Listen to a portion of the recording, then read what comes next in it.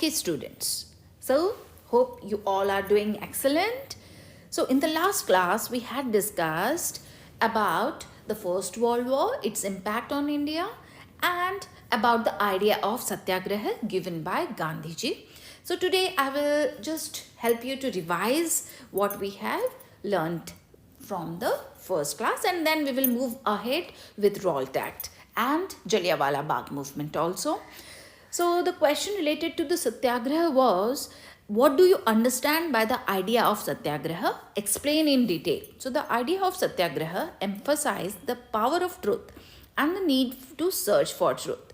It is suggested that if the cause was true, if the struggle was against injustice, then physical force was not necessary to fight the oppressor. And all these ideas were given by Gandhiji. Without seeking vengeance or aggressiveness, revenge, okay, or being aggressive, a satyagrahi could win the battle through non-violence. This could be done by appealing to the conscience of the oppressor. So this was the thought. Then if we appeal to the conscience, then oppressor will be defended. Okay. तो उसके conscious जब तक उसकी खुद की मर्जी नहीं होगी वो छोड़ के या अत्याचार बंद नहीं करेगा. तो हमारा फोकस होना चाहिए कि कॉन्साइंस को चेंज करो ऑपरेशर का और वायलेंट मेथड यूज नहीं करो. तो ये गांधी जी के फिलॉसफीज थे. Then fourth point, people including the oppressors had to be persuaded to see the truth instead of being forced to accept truth. This was the main thing. ठीक है, persuade करो कि वो देख पाए, ऑपरेसर भी देख पाए सच्चाई को, और उसको फोर्सफुली, अगर किसी भी चीज़ को हम फोर्सफुली किसी पे इम्पोज करते हैं तो वो कभी नहीं मानता है. Forced to accept truth through the use of violence, so this is not going to be successful. So by this struggle, truth was bound to be ultimately triumph, okay, achieved.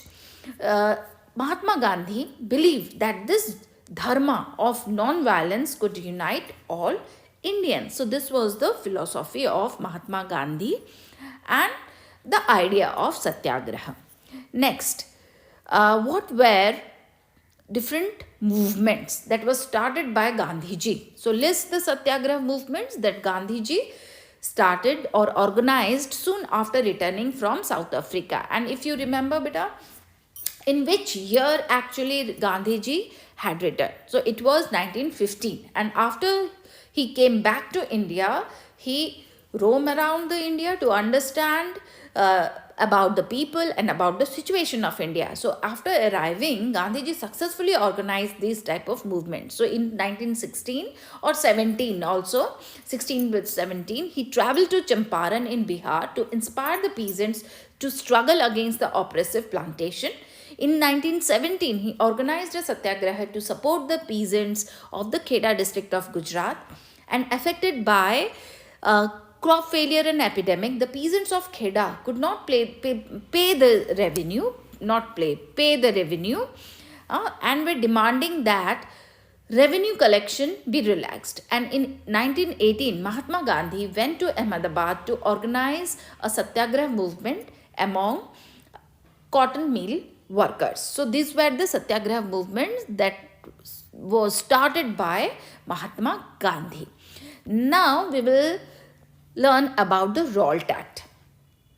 Okay, emboldened with this success, Gandhiji in 1919 decided to launch a nationwide satyagraha. क्योंकि ये तीन movements हो चुके थे 16, 17, 18 में, तो गांधी जी को लगा कि अब अगर ऐसे मास मूवमेंट करते रहें और लोग थोड़ा सा साहस और डर को छोड़ दें तो हमें आज़ादी मिल सकती है. तो उन्होंने लॉन्च किया ये satyagraha against the proposed Rowlatt Act. और Rowlatt Act, okay, it was imposed by Imperial Legislative Council, that is Britishers, in the year 1918. तो ये रॉल्ट एक्ट जो पास हुआ था ये ब्रिटिशर्स ने ही पास किया था, और इसके अकॉर्डिंग उन्होंने क्या किया था जो कि एक्चुअली बहुत ही प्रॉब्लमैटिक था, बहुत ही हमारे लिए बहुत ही नुकसान करने वाला था ये act. This was like that despite the United opposition of Indian members, क्योंकि ये जब पास हुआ तो बहुत सारे इंडियन मेंबर्स जो थे वो अपोज किए थे, फिर भी ब्रिटिशर्स ने इसको पास कर दिया. और according to this Act, enormous powers were given to the Britishers to repress political activities. तो उनके पास इतना पावर्स उनको दिया गया कि वो कभी भी कोई भी पॉलिटिकल एक्टिविटी होती है, क्योंकि ब्रिटिशर्स को भी लग रहा था कि इंडियंस इस तरीके से इकट्ठे होकर मास मूवमेंट करना शुरू कर दिए तो हमारे लिए प्रॉब्लम्स हो सकती हैं, तो उन्होंने ये मेजर लिया कि हमें रिप्रेस करना चाहिए ये political activities and allowed detention means बेटा प्रिजन में डाल देना पॉलिटिकल लीडर्स को विदाउट ट्रायल कोई सुनवाई नहीं होगी, कोई कोर्ट केसेस नहीं होगा, लेकिन उनको सीधा ही जेल में डाल दिया जा सकता है. Mahatma Gandhi wanted non-violent civil disobedience against such unjust laws, which would start with a हड़ताल on 6th April. तो गांधी जी के हिसाब से ये एक मूवमेंट वो करना चाहते थे जो शुरू होने वाला था एक हड़ताल से, और वो था 6th April को. After studying this chapter, I will give you the timeline also so that you can remember all these dates and time period accordingly. Rallies were organized in various cities. Workers went on strike in railway workshops. तो ये according to Gandhi ji जो movement हुआ, Indians उन्होंने क्या किया कि बहुत सारे रैलीज को ऑर्गेनाइज किया, वर्कर्स बेटा स्ट्राइक पे चले गए, रेलवेज वर्कशॉप्स ये सब काम छोड़ दिया, इधर लोगों का आना. Then shops were closed down, alarmed by the popular upsurge. अब लोगों का पार्टिसिपेशन बढ़ गया तो ब्रिटिशर्स घबरा गए और उन्होंने क्या किया कि उन्होंने फिर अगेन कुछ और स्ट्रिक्ट कुछ एक्शंस लेने की सोची.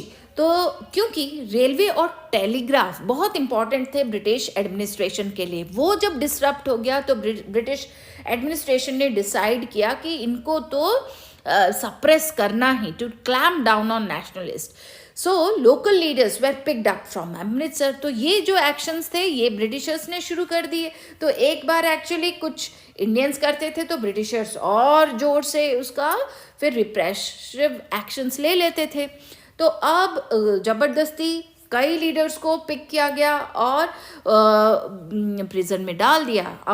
फिर देन महात्मा गांधी को दिल्ली एंटर करने से बिल्कुल मना कर दिया. एंड ऑन 10th अप्रैल, ये 6th को महात्मा गांधी ने सोचा था कि वो एक नॉन वायलेंट मूवमेंट शुरू करेंगे against this Raoult act.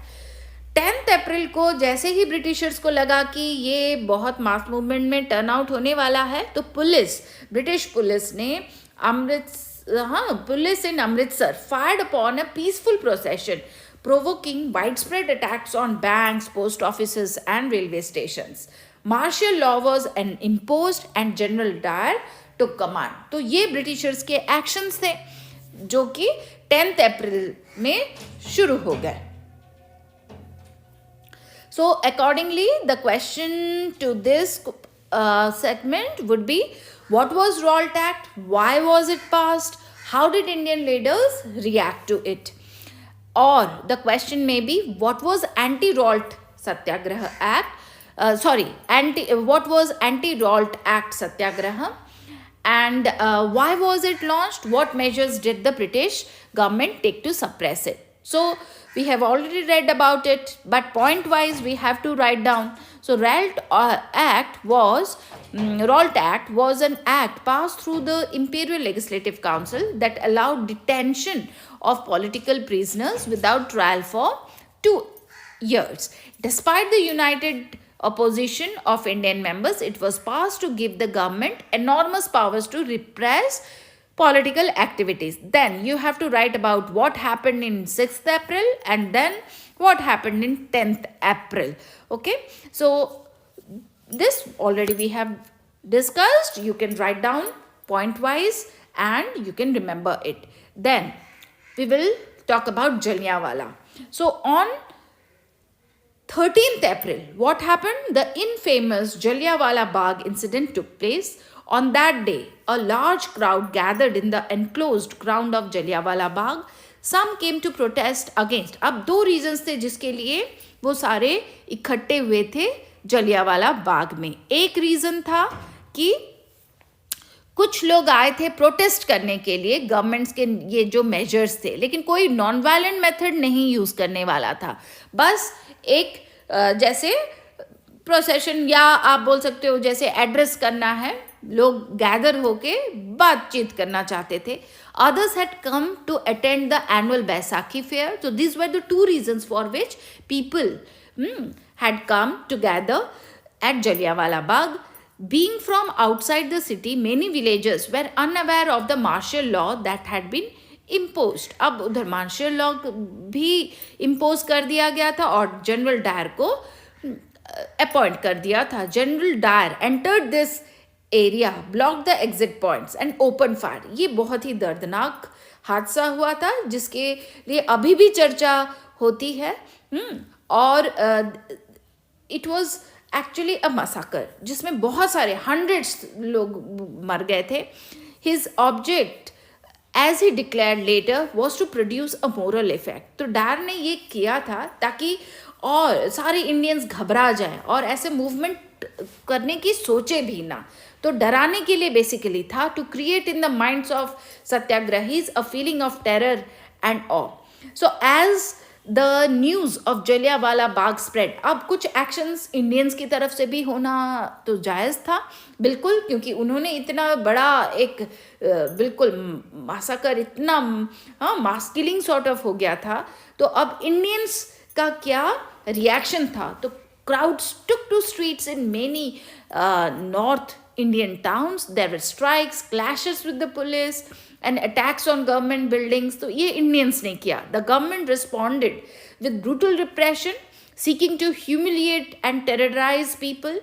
Satyagrahis were forced to rub their noses on the ground. Crawl. अब ये एक्शंस हो गए ब्रिटिशर्स के. पहले ब्रिटिशर्स ने ये किया, फिर इंडियंस का क्या रिएक्शन था, फिर ब्रिटिशर्स ने क्या किया. तो सत्याग्रहीज को अपने जैसे वो बोलते हैं नाक रगड़ने के लिए बोला गया. Crawl on the streets and do salaam to all sahibs. People were flogged and villages around Gujranwala in Punjab, now in Pakistan, were bombed. Seeing violence spread, Mahatma Gandhi called off the movement. तो ये movement तो शुरू हुआ था Raoult act के against में, लेकिन इसका जो रिजल्ट था बहुत ही भयानक था. Then, while the Rolt Satyagraha had been a widespread movement, it was still limited mostly to cities and towns. तो ये भी जो अमृतसर सिटी ही था या टाउन हम बोल सकते हैं.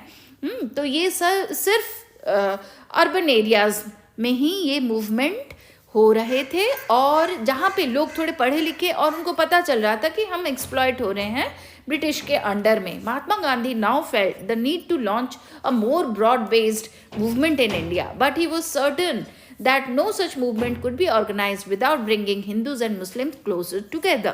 लेकिन गांधी जी हार नहीं माने थे. उनको और भी ऐसे मूवमेंट शुरू करने थे, और उनको लगा कि हिंदू मुस्लिम अगर एक साथ नहीं लड़ते तब आज़ादी मिलनी बहुत मुश्किल है, और एक तरीका था कि वो खिलाफत इशू में पार्टिसिपेट करें. So the first world war had ended with the defeat of Ottoman Turkey. Okay, तो ये हमने देखा फर्स्ट वर्ल्ड वॉर तो ख़त्म हो चुका था इस दौरान, और ऑटोमन टर्की का डिफीट हो गया था. And there were rumours that a harsh peace treaty was going to be imposed on the Ottoman Empire. तो हार्श ट्रीटी क्या था? द स्पिरिचुअल हेड, क्योंकि ऑटोमन जो एम्पायर था उनका जो हेड हुआ करते थे उनको खलीफा बोला जाता था, the spiritual head of the Islamic world. So to defend the khalifa's temporal powers, a Khilafat committee was formed in Bombay in March 1990. एक कमेटी बनाई गई जो कि सपोर्ट करने के लिए खलीफा सिस्टम को, क्योंकि अचानक से लोगों का जो बिलीफ था, उनका स्पिरिचुअल लीडर हुआ करते थे, तो हटा देना उनके लिए भी एक ये अन्याय था. तो इसके लिए एक खिलाफत कमेटी बनाई गई बॉम्बे में मार्च 1919. ये भी बहुत इंपॉर्टेंट क्वेश्चन है, तो और डेट भी इंपॉर्टेंट है, तो ये आपको याद रखना है कि खिलाफत कमिटी कब बनी थी. तो कमिटी बनी थी 1919 में. And a young generation of Muslim leaders like the brothers Mohammad Ali and Shaukat Ali began discussing the Mahatma Gandhi about the possibility of a united mass action on the issue. तो मोहम्मद अली और शौकत अली इन लोग भी आए और महात्मा गांधी से मदद मांगी, और ये बिल्कुल प्लान किए कि एक मास एक्शन का होना बहुत ज़रूरी है. तो Gandhi ji saw this as an opportunity to bring Muslim under the umbrella of a united national movement. और ये भी क्वेश्चन आता है कि why he accepted this, that like India should also participate in this Khilafat movement, because he saw this as an opportunity to bring Muslims under the umbrella of a united national movement. So at the Calcutta session of the Congress in September 1920, he convinced other leaders of the need to start a non-cooperation movement in support of Khilafat as well as Swaraj. तो तब जाके उन्होंने सितंबर 1920 में ये convince किया कि अब हमें शुरू करना चाहिए नॉन कॉपरेशन मूवमेंट. लेकिन खिलाफत कमेटी बनी 1919 मार्च में, और ये सितंबर में जाके वो कन्विंस कर पाए दूसरे लीडर्स को कि हमें नॉन कॉपरेशन मूवमेंट एक शुरू करना है. So hope you have understood this chapter till this Roltec topic, and in the next class we will be discussing about this third topic, that is why non-cooperation. So this is important. I hope you will write all these answers in your copies and simultaneously remember all these answers. So see you then. Bye.